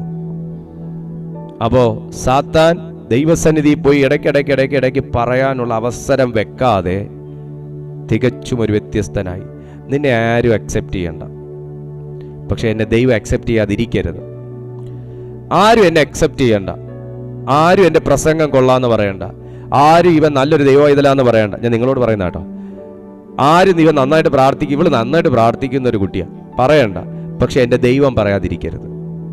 ഈ 2024 മറ്റുള്ളവരെ നോക്കി ജീവിക്കണ്ട, എൻ്റെ യേശുവിൻ്റെ മുഖം നോക്കി ഞാൻ ജീവിക്കുമെന്ന് പറഞ്ഞേ. ഈ 2024 ഞാൻ മനുഷ്യരെ നോക്കി ജീവിക്കത്തില്ല, ഞാൻ മനുഷ്യരെ നോക്കി പ്രാർത്ഥിക്കത്തില്ല, ഞാൻ മനുഷ്യരെ നോക്കി പ്രവചിക്കത്തില്ല, ഞാൻ മനുഷ്യരുടെ മുഖം നോക്കി പ്രസംഗിക്കത്തില്ല. എൻ്റെ ദൈവത്തിൻ്റെ മുഖം നോക്കി പ്രവചിക്കും, പ്രസംഗിക്കും, ജീവിക്കും എന്നൊന്ന് പറഞ്ഞേ. ഹല്ലേലൂയ. ഈ ഡിസിഷൻസ് ഒക്കെ എടുക്കുമ്പോൾ നിങ്ങൾ ഓർത്ത് വെക്കണം, അങ്ങനെ ചെയ്യാനുള്ളതാ. തീരുമാനത്തോടെ വേണം മുമ്പോട്ട് പോകാൻ. പറഞ്ഞേ, എന്നെ കൊണ്ട് കർത്താവ് ഈ വർഷം വലിയ കാര്യങ്ങൾ ചെയ്യിക്കുന്നു എന്ന് പറഞ്ഞേ. അത് നാളെ മുതലല്ല, ഇന്ന് മുതലാന്ന് പറഞ്ഞേ. ആമേൻ. എന്നാ ഇനി നാളെ എന്ന് പറയാൻ പോണേ? ഇന്ന് മുതൽ എന്നെ കൊണ്ട് കർത്താവ് വൻ കാര്യങ്ങൾ ചെയ്യുമെന്ന് പറഞ്ഞേ. നിങ്ങൾ പറയുന്നത് സംഭവിക്കും, നിങ്ങൾ പറയുന്നതേ സംഭവിക്കൂ. നിങ്ങൾ മീൻ വാ തുറക്കുന്ന പോലെ മാ തുറക്കരുത്. മീനിന്റെ അളവിനനുസരിച്ചാണ് വാ തുറക്കുന്നത്. അതിനെ സംബന്ധിച്ച് അതിനെ തട്ടിച്ച് നോക്കുവാണെങ്കിൽ അതിന്റെ മാക്സിമമാണ് അത് വാ തുറക്കുന്നത്. മീൻ വാ തുറക്കുന്നില്ലേ, മേ മേ മേ മേ മേ മേ എന്ന് പറഞ്ഞ് അത് അതിന്റെ മാക്സിമം ആണ് ചെയ്യുന്നത്. You have to do your maximum. You can do that. നിങ്ങൾ നിങ്ങളുടെ മാക്സിമത്തിൽ വാ തുറക്കുക. ഞാൻ എന്തെങ്കിലും പറയുമ്പോൾ മേ മേ മേ മേ മേ എന്ന് പറയരുത്, അത് മീനാ, അത്രേ ഉള്ളൂ. അപ്പൊ നമ്മുടെ ജീവിതത്തിൽ അത്രേ നടക്കൂ. Praise God. നമ്മൾ നമ്മുടെ മാക്സിമത്തിൽ നമ്മൾ ചെയ്യും. ദൈവം തന്നിരിക്കുന്നതിനൊത്താണ്. എന്റെ കർത്താവിനെ പ്രൈസ് ചെയ്യണോ? എനിക്ക് പറ്റുന്നതിന്റെ മാക്സിമം. എന്റെ കർത്താവിന് വേണ്ടി എന്തെങ്കിലും ചെയ്യണമോ? എനിക്ക് പറ്റുന്നതിന്റെ മാക്സിമം. എനിക്ക് ദൈവം തന്നിരിക്കുന്ന അളവിന്റെ മാക്സിമം. കർത്താവിന് വേണ്ടി എന്തെങ്കിലും ഒന്ന് ചെയ്യണം, അയക്കാൻ വർഷിപ്പ് ചെയ്യാൻ പറ്റുമോ? എനിക്ക് പറ്റുന്നതിന്റെ മാക്സിമം. അതിനെന്റെ ശബ്ദം കൊള്ളാവോ? അത് കൊള്ളാവോ? ഇത് എനിക്ക് ദൈവം തന്നിരിക്കുന്നതിന്റെ മാക്സിമം. എനിക്കൊരു വ്യക്തിയെ സുവിശേഷം പറയണം, എനിക്ക് പറ്റുന്നതിന്റെ മാക്സിമം. അത്രേ പറ്റൂ, അതിനപ്പുറം ഒന്നും പറ്റില്ല. അപ്പുറത്തെ അച്ഛൻ ചെയ്യുന്ന പോലെ ഒന്നും എനിക്ക് ചെയ്യാൻ പറ്റത്തില്ല. എനിക്ക് പറ്റുന്നതിന്റെ മാക്സിമം. ഈ വർഷം ചെയ്യാവോ? ഈ പുതിയ വർഷം ചെയ്യാവോ? ഒരു വ്യക്തിയോട് ഒരു മാസത്തിൽ അറ്റ്ലീസ്റ്റ് ഒരു വ്യക്തിയാണ് പറഞ്ഞ കേട്ടോ, അറ്റ്ലീസ്റ്റ് ഒരു വ്യക്തി. ആഴ്ചയിൽ ഒന്ന് എടുത്താൽ പോലും 4 ആഴ്ച മിനിമം ചെയ്യാം, അല്ലെ 3 ആഴ്ച നമുക്ക് ചെയ്യാം. ഒരു മാസത്തിൽ 3 വ്യക്തിയോട് സുവിശേഷം പറയാം. പറ്റുമോ? എനിക്ക് പറ്റുന്നതിന്റെ മാക്സിമം. അങ്ങനെ ഒരു കോളിംഗ് എനിക്ക് ഉണ്ടെങ്കിൽ, അങ്ങനെ ഒരു ഗിഫ്റ്റ് എനിക്ക് ഉണ്ടെങ്കിൽ, ഞാൻ അറ്റൻഡ് ചെയ്യുന്ന മീറ്റിംഗിലേക്ക് അറ്റ്ലീസ്റ്റ് ഒരു വ്യക്തിയെ ഒരു മാസം പുതിയതായിട്ട് ജോയിൻ ചെയ്യിക്കാൻ എനിക്ക് പറ്റുമോ? എനിക്ക് തന്നിരിക്കുന്നതിന്റെ മാക്സിമം. പുതിയൊരു വ്യക്തി, ഇങ്ങനെ ഒരു കൂട്ടായ്മ നടക്കുന്നുണ്ട്, വചനം കേൾക്കാൻ താല്പര്യമുണ്ടോ? Come and join and be blessed. പറയുക, എനിക്ക് പറ്റുന്നതിന്റെ മാക്സിമം. അത്രേ പറ്റൂ. അപ്പുറത്ത് അവർ 10 പേരെ കൊണ്ടുവന്നു എന്ന് പറഞ്ഞ് എനിക്കത് പറ്റില്ല. എനിക്ക് ആ 10 പേരെ കൊണ്ടുവരാൻ കഴിവുണ്ടെങ്കിൽ ഞാൻ കൊണ്ടുവരും. ദൈവം തന്നിട്ടുണ്ടെങ്കിൽ കൊണ്ടുവരും. 100 പേരാണെങ്കിൽ അങ്ങനെയും കൊണ്ടുവരും. അത്രേ ഉള്ളൂ. ആ മറ്റുള്ളവരെ വെച്ച് നമ്മൾ നോക്കണ്ട. എനിക്ക് പറ്റുന്നതിന്. പക്ഷെ ഞാൻ മീൻ വാ തുറക്കുമ്പോൾ ആയിരിക്കരുത് തുറക്കുന്നത്. ഞാൻ മീൻ വാ തുറക്കുമ്പോൾ ആകരുത്. ഞാൻ മുതല വാ തുറക്കുമ്പോൾ തുറക്കാൻ കിടന്ന് പിടിക്കുകയും വേണ്ട. കാരണം ഞാൻ മനുഷ്യനാണ്. സ്തോത്രം, ഹല്ലേലൂയ. ഇത്ര പേർക്ക് സന്തോഷമുണ്ട്. പൗലോസും ബർന്നബാസും ചെയ്തത് അവരുടെ മാക്സിമം ആണ്. Got it. പൗലോസും ബർന്നബാസും ചെയ്തത് അവരുടെ മാക്സിമം ആണ്. പക്ഷെ അവരതിൽ കുറച്ചില്ല. അവർ അവരുടെ മാക്സിമം ചെയ്തപ്പോൾ ദൈവം അവരുടെ പ്രാർത്ഥന കേട്ടു. ദൈവം അവരുടെ പ്രാർത്ഥന കേട്ടു. ദൈവം അവരെ ഉപയോഗിച്ചു. ഒരു പുരുഷാരത്തിനും അവരുടെ ശുശ്രൂഷ ബന്ധിക്കാൻ പറ്റിയില്ല. ഒരു പുരുഷാരത്തിനും അവരുടെ യാത്ര തടയാൻ പറ്റിയില്ല.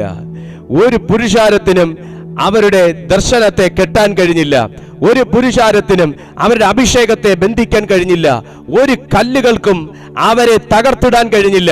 കാരണം അവർക്ക് ദൈവസന്നിധിയിൽ ഭരമേൽപ്പിക്കുന്ന ഒരു പ്രത്യേക നിയോഗത്തിലാണ് അവർ ജീവിച്ചത്.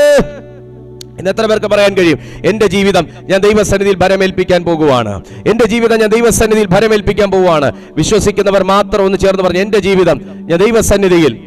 നിങ്ങൾ പറയുന്നില്ല. എന്റെ ജീവിതം ഈ വർഷം ഞാൻ ദൈവസന്നിധിയിൽ ഭരമേൽപ്പിക്കാൻ പോകുകയാണ്. നിങ്ങൾക്ക് എത്ര പേർക്ക് അത് പറയാൻ പറ്റുന്നുണ്ട്? എന്റെ ജീവിതം ഞാൻ ദൈവസന്നിധിയിൽ ഭരമേൽപ്പിക്കാൻ പോവുകയാണ്. കഴിഞ്ഞ വർഷം ഞാൻ ചെയ്യാത്തത് ഈ വർഷം ഞാൻ ചെയ്യും. പറഞ്ഞേ. കഴിഞ്ഞ മാസം ഞാൻ ചെയ്യാത്തത് ഈ മാസം ഞാൻ ചെയ്യും. ഒന്ന് ചേർന്ന് പറയാൻ പറ്റുന്നവർ മാത്രം ഒന്ന് പറഞ്ഞേ. എങ്കിൽ നിങ്ങളുടെ കരങ്ങളെ ദൈവം ഉപയോഗിക്കാൻ പോകുകയാണ്. നിങ്ങളുടെ കരങ്ങളെ ദൈവം ഉപയോഗിക്കാൻ പോകുകയാണ്. നിങ്ങളുടെ കരങ്ങളെ ദൈവം ഉപയോഗിക്കാൻ പോവുകയാണ്. കമോൺ, നിങ്ങളെ ദൈവം എന്നെ ഉപയോഗിക്കാൻ പോവുകയാണ്. നിങ്ങളുടെ മാക്സിമം നിങ്ങൾക്ക് പുതിയതായി ചെയ്യുവാൻ. ഇതാ ഞാൻ പുതിയതൊന്നും ചെയ്യുന്നു എന്ന് പറയുമ്പോൾ, കർത്താവേ അത് എന്നിലൂടെ ചെയ്യണമേ എന്ന് പറയുന്ന മൈ ഫാദർ.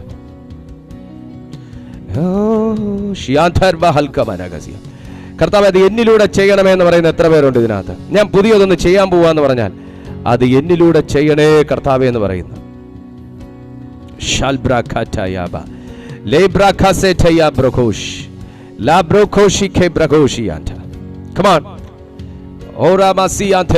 എന്നാൽ ദൈവം നിന്നെ ഉപയോഗിക്കാൻ പോവുക. ഈ വരുന്ന വർഷം നീ ചോദിച്ചതിലും നനച്ചതിലും അത്യന്തം പരമായി കർത്താവ് നിന്റെ ജീവിതത്തിൽ ചെയ്യാൻ പോകും. നീ ഒരു ഡിസിഷൻ എടുത്താൽ കർത്താവ് ആ ഡിസിഷന്റെ കൂടെ നിൽക്കും. നീ ഒരു തീരുമാനം എടുത്താൽ അതിന്റെ കൂടെ കർത്താവ് നിൽക്കും. നീ ഒരു തീരുമാനം എടുത്താൽ അതിന്റെ കൂടെ കർത്താവ് നിൽക്കും.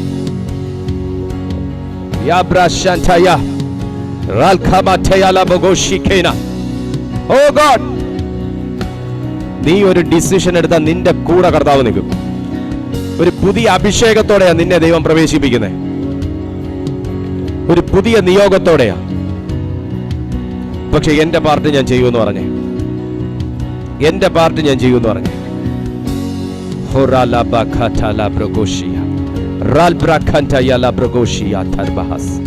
എന്റെ പാർട്ട് ഞാൻ ചെയ്യുമെന്ന് പറഞ്ഞേ. ഓ